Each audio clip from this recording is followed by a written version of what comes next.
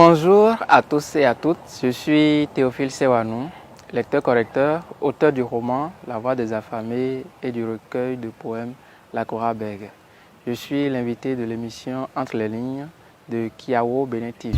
Bonjour à tous, bonjour à toutes et bienvenue dans ce numéro de Entre les lignes. Aujourd'hui, je reçois une plume d'exception, Sewanou Théophile. Bonjour, monsieur Sewanou. Bonjour, monsieur Raoul. Alors, permettez-moi de vous tutoyer. On ne va pas rester dans le politiquement normal. Il n'y a pas de souci, moi aussi j'aime le tutoiement. Ok, Sewanou, c'est en fond ou bien en gungbe? Sewanou, c'est en gung. Et le gungbe c'est bon, Mao. Bon, c'est son Segbolissa. D'abord, les parents parlent de Segbolissa. Donc, Segbolissa, ça désigne Dieu, le grand Dieu de l'univers. Et donc, quand je dis Sewanou, ça veut dire Dieu a fait. C'est comme pour dire Dieu donné. Bon, voilà.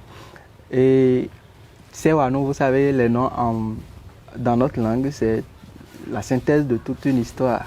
Donc, si maman a donné Sewanou, c'est parce que au cours de la grossesse qui m'a vu naître, donc qui m'a porté sur cette terre, elle a connu beaucoup de drames, je vais dire.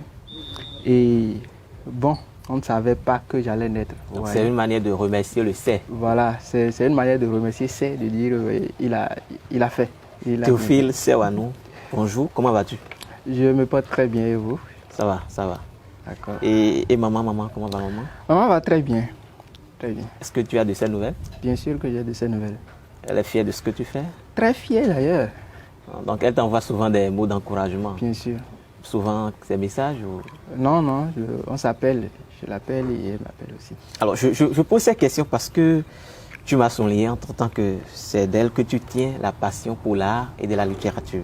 Elle a été même le déclic de ta passion pour la littérature. Bien sûr. En quelque sorte. Ouais, c'est de ma mère que je m'inspire très souvent. Et bon, la plupart du temps, j'aime magnifier nos mères et surtout la douleur. Bon, quand je parle de douleur, bon, je préfère me limiter à cela, sinon c'est la synthèse de toute une histoire. D'accord. D'ailleurs, ton actualité, c'est ce livre, La Kora Beg. La Kora Beg. C'est de la poésie. Et les premiers vers sont d'ailleurs dédiés à la femme. Est-ce qu'on peut avoir la lecture?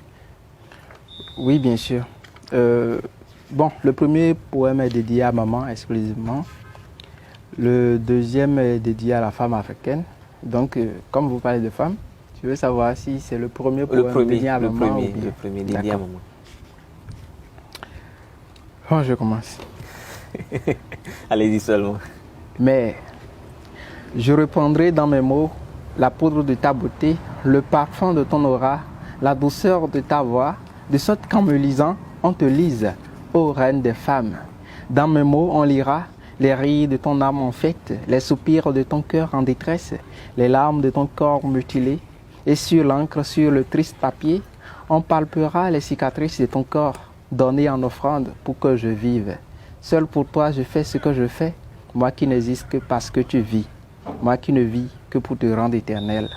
Ma fierté est là, quand sous les tonnes de sable, tout rongé par les êtres toniens, au-dessus de moi, une âme tiendra en ses innocentes mains mes écrits ou festoirs, les rires, les soupirs, les larmes, de celle qui pour moi inventa le sourire au prix de sa liberté. Waouh, quel hommage! J'avoue, ce sont des vers qui donnent l'émotion. C'est vous qui le dites. Et ces vers sont dans La Kora Beg. La Kora Beg est le titre du livre. Qu'est-ce que le titre cache? Est-ce qu'il y a d'autres choses qu'on peut comprendre à travers le titre de ce livre? Quand je parle de La Kora Beg, on sait déjà que la kora, c'est un instrument de musique. Et beg, qui est un adjectif qualificatif. Je rectifie, le titre, c'est La Kora Beg. La Kora Beg, voilà. Beg, qui est un adjectif qualificatif ici, désigne quelqu'un qui bégait ou bien quelque chose qui bégait, qui n'arrive plus à rythmer la cadence comme il le faut. Et donc, quand je parle de la Kora Beg, je veux parler d'un manque d'harmonie manque d'amour et manque de symbiose. Voilà. Pourquoi tout ce manque-là? Mais quand on observe notre monde actuel, on sent d'ailleurs que dans certaines couches de la société, il y a ce manque criard d'amour. Il y a les manifestations de l'indifférence humaine face à certains maux de la société. Et il y a aussi ce qu'on peut appeler la fuite de l'intégrité noire, l'hospitalité qui était notre partage africain. On remarque que ces valeurs, ces nobles valeurs que nous avions, qui nous faisaient tellement altruistes, deviennent désormais rares. Alors, est-ce que ce n'est pas notre symphonie qui sonne désormais faux? Alors, c'est pour cela que j'ai parlé de la Kora Beg. Et le poème qui inclut cette séquence, la Kora Beg, c'est un poème c'est un poème sur l'amour où j'ai plutôt dit désormais solitaire, j'épouse ma Kora Beg. Donc, comme tout le monde m'a abandonné, je préfère me limiter à ma Kora qui ne sonne désormais que pour chanter mes malheurs. D'où te vient l'inspiration? Je l'avais déjà dit au départ, mon inspiration, ça me vient particulièrement ou bien prioritairement de maman. Mais au-delà, maman vous revient savez, encore. Oui, bien sûr. Au-delà, vous savez, c'est la société qui nous inspire. Et le poète ou bien l'écrivain, en général, n'écrit que ce qu'il voit, ce qu'il entend, ou ce que l'inspiration lui donne. Et notre inspiration aussi de la société s'inspire. Du roman La Voix des affamés à la poésie, comment a été faite la transition? Est-ce qu'il y a eu de transition? Moi, j'ai commencé l'écriture par la poésie, à ce qui est normal. Et avant même d'écrire La Voix des affamés, j'avais déjà des poèmes en attente. Et comme j'ai fini d'éditer, j'ai édité mon roman et puis ça fait 1 an, je me suis dit, est-ce qu'il ne va pas sortir quelque chose? Et là, j'avais déjà des poèmes stockés et je me suis dit, bon, d'accord, maintenant, est-ce qu'on ne va pas se lancer dans l'édition d'un recueil de poèmes? Et voilà, c'est comme ça c'est arrivé. Dans quelle ambiance a été écrit le livre? Est-ce que les vers s'enchaînaient les uns après les autres ou bien ça a été un peu difficile?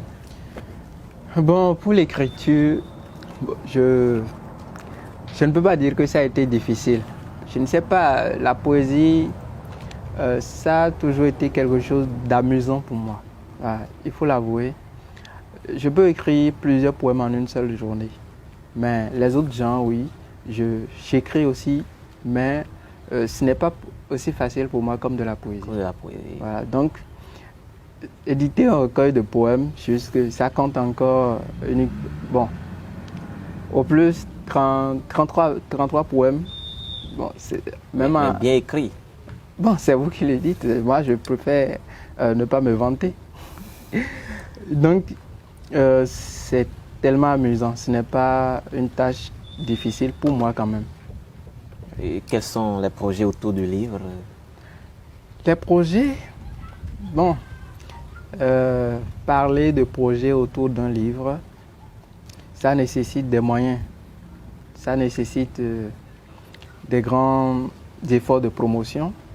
Et comme nous sommes encore naissants, embryonnaires, on préfère prendre du temps d'abord et quand les moyens seront là, on va faire la promotion. Le livre est disponible? Bien sûr. On peut l'avoir et à quel prix? Le livre est disponible à 2000 francs, chez moi-même pour le moment. Et après, on l'aura dans les librairies. D'accord, nous tendons déjà vers la fin de l'émission. Est-ce que tu as un dernier mot, des mots?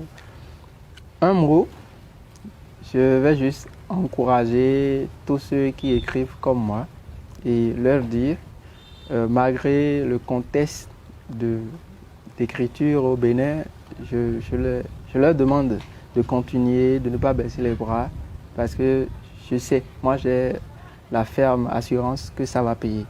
C'est vrai qu'au début, on se débrouille, bon, on sent que c'est qu'on se distrait pour rien, il n'y a pas de bénéfice au bout du rouleau, mais tout compte fait, on finira par être payé. Voilà. Ça finit toujours par payer le travail bien fait. Bien sûr. Mesdames et messieurs, c'est déjà la fin de ce numéro de Entre les lignes qui a reçu Théophile Sewanou, auteur du livre La Kora Bègue. Merci à Fernando Zounon, le cadreur de cette émission. Merci à Bambou Numérique qui nous a permis d'avoir ce beau décor, un espace exceptionnel qui lie tradition, culture et bomi. Faites-y un tour. À très vite.